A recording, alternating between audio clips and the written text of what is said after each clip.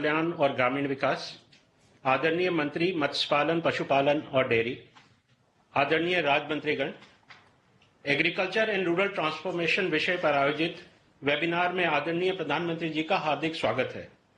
Sir, इस webinar में सभी स्टेक होल्डर्स, किसान, पशुपालक, मत्स्य पालक, स्वयं सहायता समूह की दीदियां, experts, scientist, processors, traders, startups, industry, institutions और कॉपरेटिव्स के प्रतिनिधि जुड़े हैं। साथ ही साथ केंद्र और राज्यों के अधिकारीगण भी साथ में जुड़े हैं। सर, मैं आप सभी का भी स्वागत करता हूं। सर, भारत सरकार ने कृषि और संबद्ध क्षेत्र के विकास और संवर्धन को सर्वोच्च प्राथमिकता दी है और हमारे किसान, पशुपालक, मत्स्य पालक भाई बहनों का कल्याण सभी नीतिगत निर्णयों के केंद्र में रहा है। पिछले एक दशक में कृषि और संबद्ध क्षेत्र और ग्रामीण विकास में अभूतपूर्व प्रगति हासिल की गई है। सरकारी और निजी निवेश में वृद्धि, रिकॉर्ड उत्पादन, मॉडर्न इंफ्रास्ट्रक्चर का विकास, मार्केट और एक्सपोर्ट्स में उल्लेखनीय वृद्धि, टेक्नोलॉजी का इंटीग्रेशन, सैचुरेशन अप्रोच के साथ आवास, शौचालय, सड़क, बिजली, पानी जैसी बेसिक एमिनिटीज की अवेलेबिलिटी इसके मुख्य कंपोनेंट्स रहे हैं। इस वर्ष का बजट इसी मजबूत नींव पर आधारित है। बजट कृषि और संबद्ध क्षेत्रों को उच्च उत्पादकता, उच्च उद्यमशीलता, उच्च मूल्य और उच्च आय की ओर ले जाएगा। कृषि, फिशरीज, एनिमल हस्बेंड्री के साथ साथ ग्रामीण विकास के लिए की गई घोषणाओं का उद्देश्य विविधीकरण को गति देना, उद्यमशीलता और उत्पादकता को बढ़ाना, हाई वैल्यू एग्रीकल्चर और अलाइड सेक्टर का विस्तार करना, निर्यात को मजबूती प्रदान करना और आय आधारित डिजिटली सशक्त विकास सुनिश्चित करना है। छोटे और सीमांत किसान, युवा और नारी शक्ति इन उद्देश्यों के केंद्र बिंदु में रखा गया है। सर, हम सभी इन उद्देश्यों की पूर्ति के लिए प्रतिबद्ध हैं। अब मैं आदरणीय प्रधानमंत्री जी को उनके मार्गदर्शन के लिए सादर अनुरोध करता हूं। धन्यवाद सर।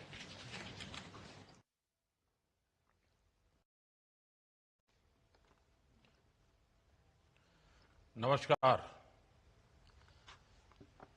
बजट वेबिनार सीरीज के तीसरे वेबिनार में मैं आप सभी का अभिनंदन करता हूं।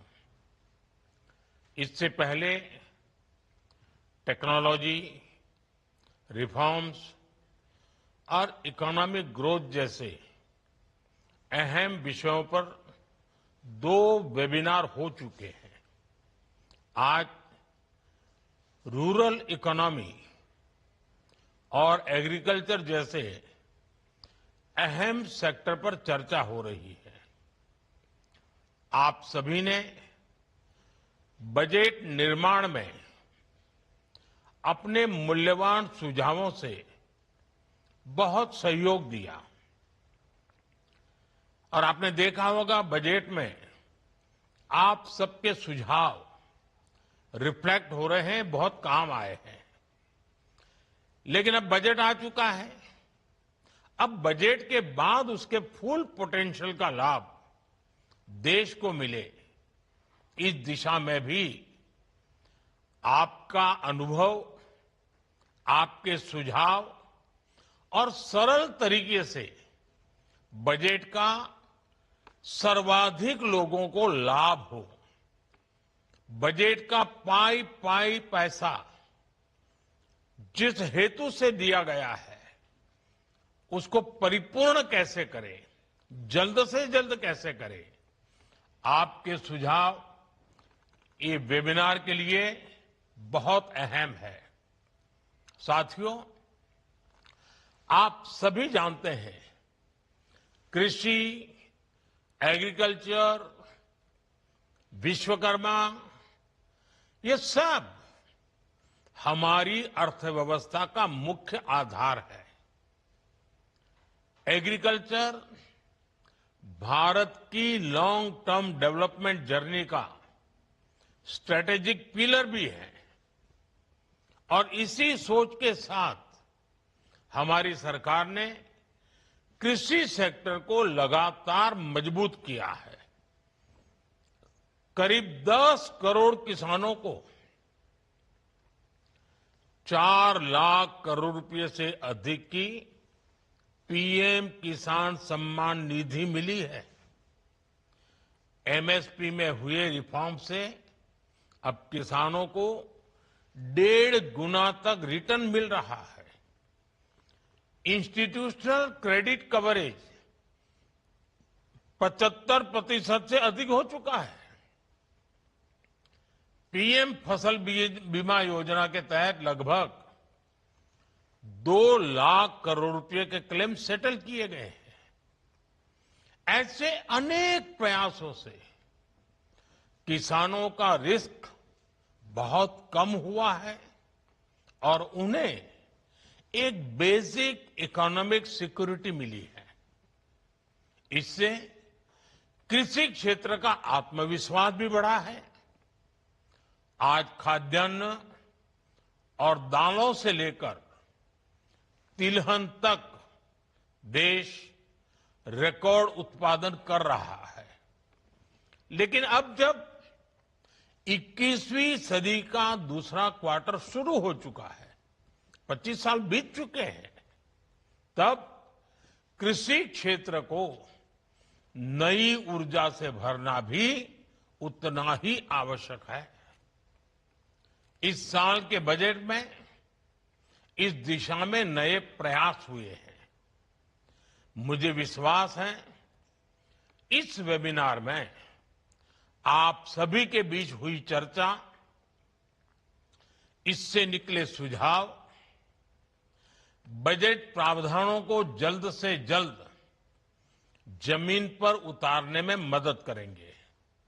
साथियों, आज दुनिया के बाजार खुल रहे हैं, ग्लोबल डिमांड बदल रही है। इस वेबिनार में अपनी खेती को एक्सपोर्ट ओरिएंटेड बनाने पर भी ज्यादा से ज्यादा चर्चा आवश्यक है। हमारे पास डाइवर्स क्लाइमेट है, हमें इसका पूरा फायदा उठाना है। एग्रो क्लाइमेटिक जोन, उस विषय में हम बहुत समृद्ध हैं।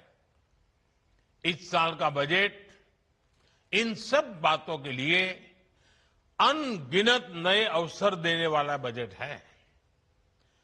प्रोडक्टिविटी बढ़ाने की दिशा तय करता है और एक्सपोर्ट ट्रेंड को बढ़ावा देता है।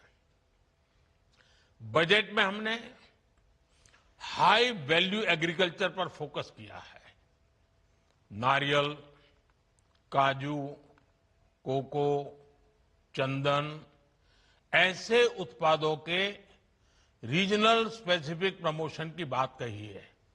अब आपको मालूम है, दक्षिण के हमारे जो राज्य हैं, खासकर केरल है, तमिलनाडु है, नारियल की पैदावार बहुत करते हैं।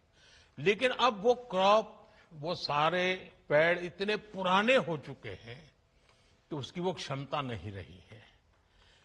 केरल के किसानों को अतिरिक्त लाभ हो, तमिलनाडु के किसानों को अतिरिक्त लाभ हो, इसलिए इस बार कोकोनट पर एक विशेष बल दिया गया है, जिसका फायदा आने वाले दिनों में हमारे इन किसानों को मिलेगा। साथियों, नॉर्थ ईस्ट की तरफ देखें, अगरवुड बहुत कम लोगों को मालूम है। ये अगरबत्ती शब्द है ना, तो अगरवुड से आया हुआ है। अब हिमालयन राज्यों में टेम्परेट नट क्रॉप्स और इन्हें बढ़ावा देने का प्रस्ताव बजट में रखा गया है। जब एक्सपोर्ट ओरिएंटेड प्रोडक्शन बढ़ेगा तो ग्रामीण क्षेत्रों में प्रोसेसिंग और वैल्यू एडिशन के जरिए रोजगार सृजन होगा। इस दिशा में एक कोऑर्डिनेटेड एक्शन कैसे हो, आप सभी स्टेक होल्डर्स मिलकर जरूर मंथन करें। अगर हम मिलकर हाई वैल्यू एग्रीकल्चर को स्केल करते हैं तो ये एग्रीकल्चर को ग्लोबली कॉम्पिटिटिव सेक्टर में बदल सकता है। एग्री एक्सपर्ट्स, इंडस्ट्री और किसान एक साथ कैसे आए, किसानों को ग्लोबल मार्केट से जोड़ने के लिए किस तरह से गोल सेट किए जाए, क्वालिटी, ब्रांडिंग और स्टैंडर्ड्स, ऐसे हर पहलू, इन सबको कैसे प्रमोट किया जाए, इन सारे विषयों पर चर्चा इस वेबिनार को, इसके महत्व को बढ़ाएंगे। मैं एक और बात आपसे कहना चाहूंगा। आज दुनिया हेल्थ के संबंध में ज्यादा कॉन्शियस है। होलिस्टिक हेल्थ केयर और उसमें ऑर्गेनिक डाइट, ऑर्गेनिक फूड, इस पर बहुत रुचि है। भारत में हमें केमिकल फ्री खेती पर बल देना ही होगा। हमें नेचुरल फार्मिंग पर बल देना होगा। नेचुरल फार्मिंग से, केमिकल फ्री प्रोडक्ट से दुनिया के बाजार तक पहुंचने में हमारे लिए एक राजमार्ग बन जाता है। उसके लिए सर्टिफिकेशन, लेबोरेटरी, ये सारी व्यवस्थाएं सरकार सोच रही है, लेकिन आप लोग इसमें भी जरूर अपने विचार रखिए। साथियों, एक्सपोर्ट बढ़ाने में एक बहुत बड़ा फैक्टर फिशरीज सेक्टर का पोटेंशियल भी है। भारत दुनिया का दूसरा सबसे बड़ा मछली उत्पादक देश भी है। आज हमारे अलग अलग तरह के जलाशय, तालाब, ये सब मिलाकर लगभग 4 लाख टन मछली उत्पादन होता है, जबकि इसमें 20 लाख अतिरिक्त उत्पादन की संभावना मौजूद है। अब विचार कीजिए आप, 4 लाख टन से हम अतिरिक्त 20 लाख टन जोड़ दें तो हमारे गरीब मछुआरे भाई बहन हैं, उनकी जिंदगी कैसे बदल जाएगी। हमारे पास रूरल इनकम को डाइवर्सिफाई करने का अवसर है। फिशरीज एक्सपोर्ट ग्रोथ का बड़ा प्लेटफॉर्म बन सकता है। दुनिया में इसकी मांग है। इस वेबिनार से अगर बहुत ही प्रैक्टिकल सुझाव निकलते हैं तो कैसे रिजर्वायर, उसके पोटेंशियल की सटीक मैपिंग की जाए, कैसे क्लस्टर प्लानिंग की जाए, कैसे फिशरीज डिपार्टमेंट और लोकल कम्युनिटी के बीच मजबूत कोऑर्डिनेशन हो, तो बहुत ही उत्तम होगा। Hatchery, feed, processing, branding, export, उसके लिए आवश्यक लॉजिस्टिक, हर स्तर पर हमें नए बिजनेस मॉडल विकसित करने ही होंगे। ये रूरल प्रॉस्पेरिटी, ग्रामीण समृद्धि के लिए वहां की high value, high impact factor के रूप में परिवर्तित करने का एक अवसर है हमारे लिए। और इस दिशा में भी हम सबको मिलकर काम करना है। और आप आज जो मंथन करेंगे उसके लिए, उस कार्य के लिए रास्ता बनेगा। साथियों, पशुपालन सेक्टर ग्रामीण इकोनॉमी का हाई ग्रोथ पिलर है। भारत आज दुनिया का सबसे बड़ा मिल्क प्रोड्यूसर है। एग्स प्रोडक्शन में हम दूसरे स्थान पर हैं। हमें इसे और आगे ले जाने के लिए ब्रीडिंग क्वालिटी, डिजीज प्रिवेंशन और साइंटिफिक मैनेजमेंट पर फोकस करना होगा। एक और अहम विषय पशुधन के स्वास्थ्य का भी है। मैं जब वन अर्थ वन हेल्थ की बात करता हूं तो उसमें पौधा हो या पशु, सबके स्वास्थ्य की बात शामिल है। भारत अब वैक्सीन उत्पादन में आत्मनिर्भर है। फूट एंड माउथ डिजीज, उससे पशुओं को बचाने के लिए 125 करोड़ से अधिक डोज पशुओं को लगाई जा चुकी है। राष्ट्रीय गोकुल मिशन के तहत टेक्नोलॉजी का विस्तार किया जा रहा है। हमारी सरकार में अब पशुपालन क्षेत्र के किसानों को किसान क्रेडिट कार्ड का भी लाभ मिल रहा है। निजी निवेश को प्रोत्साहित करने के लिए animal husbandry infrastructure development fund की शुरुआत भी की गई है। और आपको एक पता है, हम लोगों ने गोवर्धन योजना लागू की है। गांव के पशुओं के निकलना वाला मलमूत्र है, गांव का जो वेस्ट है, कूड़ा कचरा है, हम गोवर्धन योजना में इसका उपयोग करके गांव भी स्वच्छ रख सकते हैं। दूध से आय होती है, गोबर से भी आय हो सकती है, और एनर्जी सिक्योरिटी की दिशा में गैस सप्लाई में भी ये गोवर्धन बहुत बड़ा योगदान दे सकता है। ये मल्टीपर्पज बेनिफिट वाला काम है और गांव के लिए बहुत उपयोगी है। मैं चाहूंगा कि सभी राज्य सरकारें इसको प्राथमिकता दे, उसको आगे बढ़ाएं। साथियों, हमने पिछले अनुभवों से समझा है कि केवल एक ही फसल पर टिके रखना किसान के लिए जोखिम भरा है। इससे आय के विकल्प भी सीमित हो जाते हैं। इसलिए हम क्रॉप डाइवर्सिफिकेशन पर फोकस कर रहे हैं। इसके अलावा national mission on edible oils and pulses, national mission on natural farming, ये सभी एग्रीकल्चर सेक्टर की ताकत बढ़ा रहा है। साथियों, आप भी जानते हैं, एग्रीकल्चर स्टेट सब्जेक्ट है। राज्यों का भी एक बड़ा एग्रीकल्चर बजट होता है। हमें राज्यों को भी निरंतर प्रेरित करता है कि वो अपना दायित्व निभाने में हम उनको कैसे मददरूप हो, हमारे सुझाव उनको कैसे काम आए। राज्य का भी एक एक पैसा जो गांव के लिए, किसान के लिए तय हुआ है, वो सही उपयोग हो। हमें बजट प्रावधानों को जिला स्तर तक मजबूत करना होगा, तभी नई पॉलिसीज का ज्यादा से ज्यादा फायदा उठाया जा सकता है। साथियों, ये टेक्नोलॉजी की सदी है और सरकार का बहुत जोर एग्रीकल्चर में टेक्नोलॉजी कल्चर लाने पर भी है। आज ई-नेम के माध्यम से मार्केट एक्सेस का डेमोक्रेटाइजेशन हुआ है।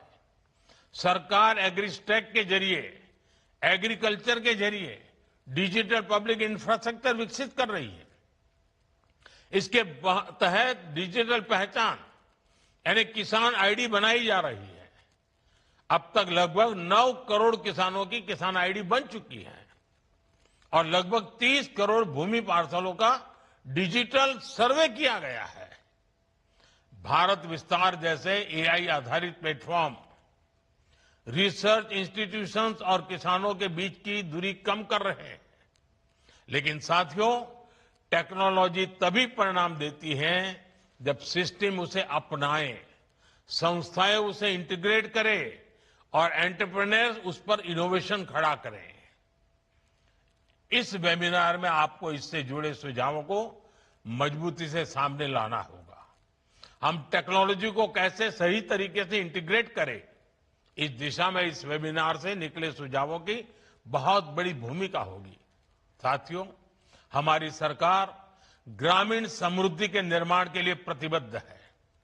प्रधानमंत्री आवास योजना, स्वामित्व योजना, पीएम ग्रामीण सड़क योजना, स्वयं सहायता समूहों को आर्थिक मदद, इसने रूरल इकोनॉमी को निरंतर मजबूत किया है। लखपति दीदी अभियान की सफलता को भी हमें नई ऊंचाई देनी है।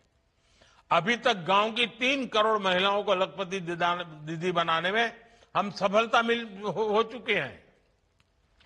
अब 2029 तक, 2029 तक 3 करोड़ में और 3 करोड़ जोड़ना है और 3 करोड़ और लखपति दीदियां बनाने का लक्ष्य तय किया गया है। ये लक्ष्य और तेजी से कैसे प्राप्त किया जाए, इसे लेकर भी आपके सुझाव महत्वपूर्ण होंगे। साथियों, देश में स्टोरेज का बहुत बड़ा अभियान चल रहा है। लाखों गोदाम बनाए जा रहे हैं। स्टोरेज के अलावा agri entrepreneurs processing, supply chain, agri tech, agri fintech, export, इन सब में इनोवेशन और निवेश बढ़ाना आज समय की मांग है। मुझे विश्वास है आज जो आप मंथन करेंगे उससे निकले अमृत से ग्रामीण अर्थव्यवस्था को नई ऊर्जा मिलेगी। आप सबको इस वेबिनार के लिए मेरी बहुत बहुत शुभकामनाएं हैं और मुझे पूरा विश्वास है कि जमीन से जुड़े हुए विचार, जड़ों से जुड़े हुए विचार इस बजट को सफल बनाने के लिए, गांव-गांव तक पहुंचाने के लिए बहुत काम आएंगे। आपको बहुत बहुत शुभकामनाएं, बहुत बहुत धन्यवाद। नमस्कार।